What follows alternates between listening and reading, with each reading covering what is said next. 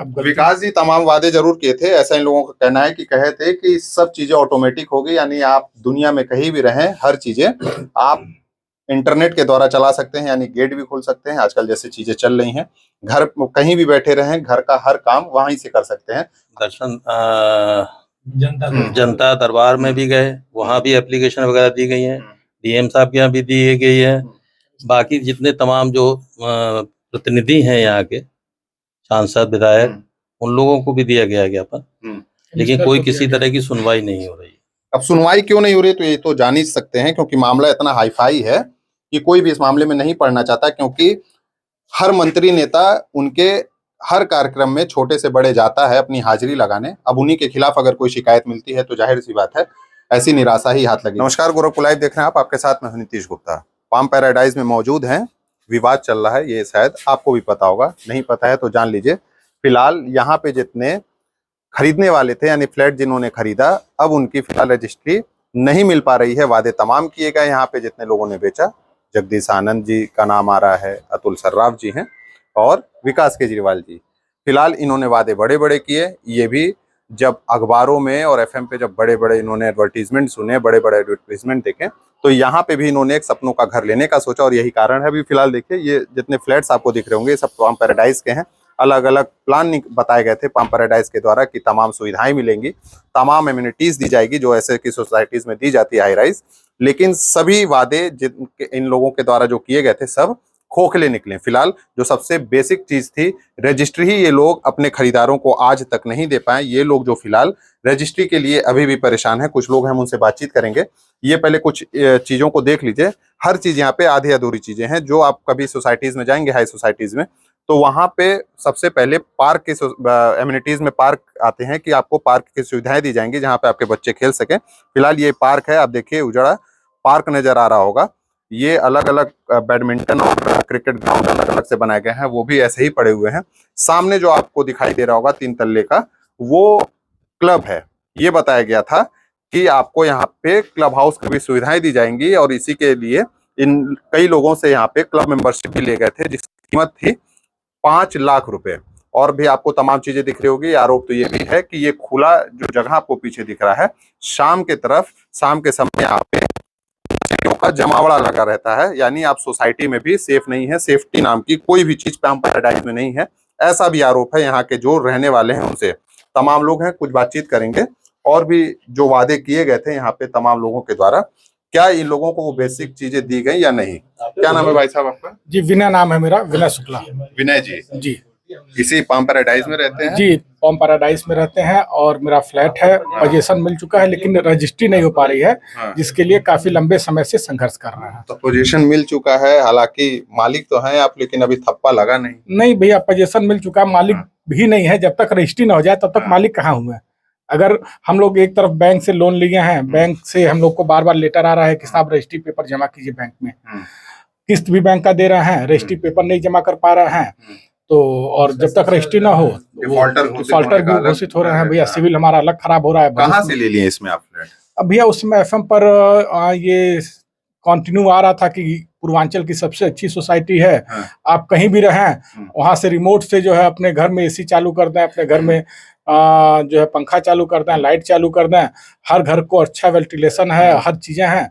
तो अब उस समय पेपर में भी लगातार ऐड आ रहे थे, तो उसको देख के भैया हम लोग भ्रमित हुए और ले लिए। अब विकास जी तमाम वादे जरूर किए थे, ऐसा इन लोगों का कहना है कि कहे थे कि सब चीजें ऑटोमेटिक हो गई, यानी आप दुनिया में कहीं भी रहें हर चीजें आप इंटरनेट के द्वारा चला सकते हैं, यानी गेट भी खोल सकते हैं। आजकल जैसे चीजें चल रही हैं, घर कहीं भी बैठे रहें, घर का हर काम वहीं से कर सकते हैं। हालांकि एक मामला तो ये भी सामने आया कि एक शख्स जो यहाँ पे घर लिए थे, भाई साहब उनके घर में ताला बंद था, कैंसर के पेशेंट थे।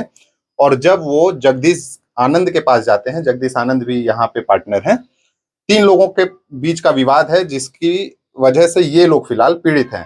जगदीश आनंद के पास जब वो कैंसर पीड़ित जाते हैं कि साहब हमने मकान लिया था, हमारे मकान में ताला बंद है, चाबी दीजिए, तो जगदीश आनंद कहते हैं चाबी हमारे पास नहीं है। जब सर्राफ जी के पास जाते हैं तो कहते हैं चाबी हमारे पास नहीं है। और जब विकास केजरीवाल के पास जाते हैं तो यही सुनने को मिलता है। हालांकि हो सकता है कि भगवान जाने अब ताला तो बंद है, चाबी किसके पास हो। ये पूरा मामला सीएम सिटी का है। और जब सीएम सिटी में ऐसे मामले सामने आते हैं तो प्रदेश भर के क्या मामले आएंगे, क्योंकि हाई राइज सोसाइटी सबसे ज्यादा एनसीआर में है। गाजियाबाद, नोएडा में ऐसी स्थिति अगर सुनने में आती है तो समझ में आता है, लेकिन अगर सीएम सिटी गोरखपुर में ऐसी स्थिति पैदा हो रही है तो कहीं ना कहीं बड़ा सवाल पैदा हो रहा है कि जो बेसिक चीजें बताई गई थी आप रजिस्ट्री ही नहीं दे पा रहे हैं अगर किसी अपने खरीदार को, तो आप किसका दावा करते हैं? ये लोग जो बैंक से लोन लेंगे वो किस बेसिस पे लेंगे? ये लोग अगर भविष्य में बैंक इन लोगों को डिफॉल्टर घोषित करता है तो उसका जिम्मेदार कौन होगा? भाई साहब, आप लोग भी कहीं ना कहीं से लोन लिए होंगे या फिर अपना जब मकान लिए होंगे तो रजिस्ट्री पेपर के लिए आज भी दौड़ रहे हैं।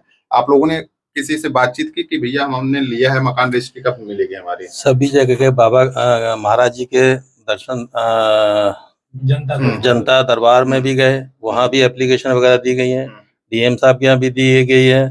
बाकी जितने तमाम जो प्रतिनिधि हैं यहाँ के सांसद विधायक, उन लोगों को भी दिया गया है ज्ञापन, लेकिन कोई किसी तरह की सुनवाई नहीं हो रही। अब सुनवाई क्यों नहीं हो रही तो ये तो जान ही सकते हैं, क्योंकि मामला इतना हाईफाई है कि कोई भी इस मामले में नहीं पड़ना चाहता, क्योंकि हर मंत्री नेता उनके हर कार्यक्रम में छोटे से बड़े जाता है अपनी हाजिरी लगाने। अब उन्हीं के खिलाफ अगर कोई शिकायत मिलती है तो जाहिर सी बात है ऐसी निराशा ही हाथ लगेगी। भाई साहब, आपका भी इसमें फ्लैट है, क्या नाम है आपका? गौतम त्रिपाठी। तो आपका क्या मामला फंस गया? आपको भी रजिस्ट्री नहीं हो रही है इसमें? अच्छा ये बताइए, जितने लोग रह रहे होंगे यहाँ पे किसी की रजिस्ट्री अभी तक दी गई है? कुछ लोगों की हो गई है, काफी लोगों की हो गई। 350 परिवार अभी भी ऐसे हैं जिनकी रजिस्ट्री नहीं हुई। पेमेंट लेकिन जा रहे हैं, पेमेंट 80 से 90% पेमेंट हम लोगों ने कर दिया है। कुछ लोग 100% पैसा जमा है, 100% पेमेंट भी जमा है। अब सोचिए 350 कई लोग ऐसे भी हैं जिन लोगों ने अपने स्टैम्प पेपर खरीद लिया, पिछले 9 महीने से उनके पास पड़ा हुआ है, वो लोग दौड़ रहे हैं। और उस पे तीनों पार्टनरों में से अतुल जी ने तो कई लोग साइन भी किया है, जगदीश जी और केजरीवाल जी जो है ये दोनों लोग नहीं कर रहे हैं साइन। विवाद इन तीनों लोगों का, फंस आप लोग रहे हैं। आप भी भाई साहब मकान लिए फंस गए हैं? हाँ, मकान लिए हैं और 1.5 साल से ऊपर हो गया है। और जब लिया गया था तो बोला कि कुछ टाइम में आपकी रजिस्ट्री करा दी जाएगी, लेकिन पिछले 1 साल से मेरे पिताजी लगातार दौड़ रहे हैं, लेकिन इनके जो होते हैं कान पे जू तक नहीं रहेंगे कि इतना परेशान हो रहा है, दुकान बंद करके आ रहा है, मैं भी अपना ऑफिस छोड़ के आता हूँ, लेकिन कुछ फर्क नहीं पड़ रहा है इस चीज का। पता नहीं इनके पास क्या प्रोटेक्शन है, क्या है, कुछ भी एक्शन नहीं लिया जा रहा उनके खिलाफ। कम से कम ऐसा एक्शन लिया जा सकता है ताकि जो कस्टमर्स आगे हैं उनको कम से कम प्रोटेक्शन मिले कि भाई हम कहीं पैसा दे रहे हैं, अपना पैसा ना डूबे। तो यही अथॉरिटीज छोटे बिल्डरों पे जरूर कार्रवाई करता है, ये आप भी जानते होंगे लगातार जब अखबारों में आता है, लेकिन हाई राइज सोसाइटीज की जिम्मेदारी रेरा और जीडीए की होती है, अथॉरिटीज की, कि वो उसको एनओसी तब दें जब वो पूरी तरीके से हर चीजें जो अपने ग्राहक है उनके जो फ्लैट लिए हैं उनको जब वो सारी सुविधाएं दे सके। जैसे बेसिक एमिनिटीज होती हैं, जैसा मैंने बताया आपको, पार्क और क्लब और स्विमिंग पूल, तमाम चीजें आती हैं। उसके अलावा जो आप सोसाइटीज दे रहे हैं, हैंड ओवर कर रहे हैं, उसमें तमाम सेफ्टी सिक्योरिटीज पूरी होनी चाहिए, जो भी चीजें आपने कागज में मेंशन किया हो। लेकिन आप जो सामने फ्लैट्स देख रहे हैं, ये टावर खड़ा हुआ, टोटल लगभग 10 टावर है इस पाम पैराडाइज में, और 10 टावर में सिक्योरिटी और सेफ्टी नाम की कोई चीज नहीं है। और यहाँ तक हालात हैं कि कई जगह सीढ़ियों पे रेलिंग नहीं है, और अगर भविष्य में कुछ हादसा होता है तो इसके जिम्मेदार क्या ये तीनों महानुभाव होंगे जो फिलहाल बड़े बड़े दावे करके ऐसे खरीदारों को अपने झांसे में फंसाएं। करोड़ों रुपए, फिलहाल आज का रेट आपको बता दें कि आपको यहाँ पे 10,000 से 12,000 रुपए स्क्वायर फीट का लगभग रेट चल रहा होगा यहाँ पे, जमीन का, प्लॉट का। फ्लैट का भी रेट लगभग 1,000-2,000 कम होगा इससे जी। 6500 रुपए 6500 रुपए स्क्वायर फीट के हिसाब से फ्लैट बिक रहा है। यानी अगर आप यहाँ पे फ्लैट लेने का विचार कर रहे हो तो आपके जेब में मोटी रकम होनी चाहिए, 80 लाख 90 लाख 1 करोड़ पार का आपको 4 BHK यहाँ पे मिलेगा। तो समझिए दिल्ली एनसीआर का रेट तय कर रहा हो। दिल्ली एनसीआर के तमाम हाई राइज सोसाइटीज में आप जाएंगे तो तमाम सिक्योरिटी, सेफ्टी से लेके बेसिक एमिनिटीज दी जाती है, लेकिन आप फिलहाल यहाँ देख सकते हैं कि पूरी चीजें यहाँ पे उखड़ी पड़ी हैं।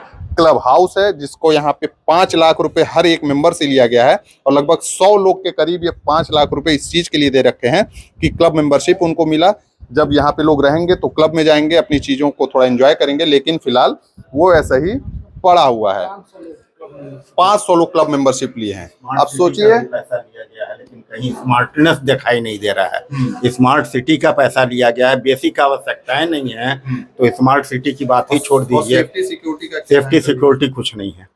जो हम लोग अपनी व्यवस्था कर ले रहे हैं सो कर ले रहे हैं। मेंटेनेंस जाता ही है। मेंटेनेंस बराबर जाता है, मेंटेनेंस का रेट भी सुपर रेट है, ओमेक्स वगैरह के बराबर है। लखनऊ में ओमेक्स सिटी है और सबसे अधिक मेंटेनेंस यहाँ पर है। 1 रुपए से 1.5 रुपए स्क्वायर फीट पीछे का मेंटेनेंस का रेट है, यहाँ पर 2 रुपए स्क्वायर फीट पीछे का मेंटेनेंस। चलिए, एक फ्लैट में ही मौजूद है और एक चीज और बता दें आपको कि कंस्ट्रक्शन क्वालिटी भी कोई बहुत हाई फाई नहीं है। यहाँ पे लोगों का कहना था कि बहुत सारी चीजें उखड़ रही हैं, जैसा कि आप अभी देख सकते हैं। ये किसी का फ्लैट है जिसको हैंडओवर किया गया है, लेकिन आप देखिए अभी ही दीवारों पे दरारें आ चुकी हैं और ऐसी ही स्थिति कई फ्लैट की है। यानी कंस्ट्रक्शन क्वालिटी के साथ भी समझौता हुआ है। भगवान जाने अथॉरिटी ने किस तरीके से ऐसे बिल्डरों को एनओसी दे दी। हालांकि छोटे बिल्डरों पे ये लोग कार्रवाई जरूर करते हैं, लेकिन जब यहाँ पे लाखों रुपए दे के ऐसे खरीदार फंस गए, तब सवाल अथॉरिटीज पे उठते हैं कि आखिर इतने बड़े लोगों पे कार्रवाई क्यों नहीं हो रही है।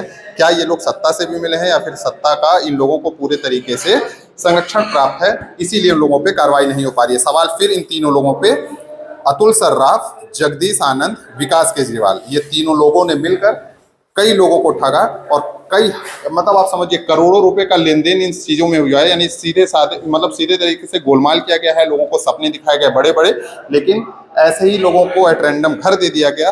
फिलहाल रजिस्ट्री के लिए ये लोग परेशान हैं। तस्वीरें हम आपको पाम पैराडाइज की दिखा रहे थे।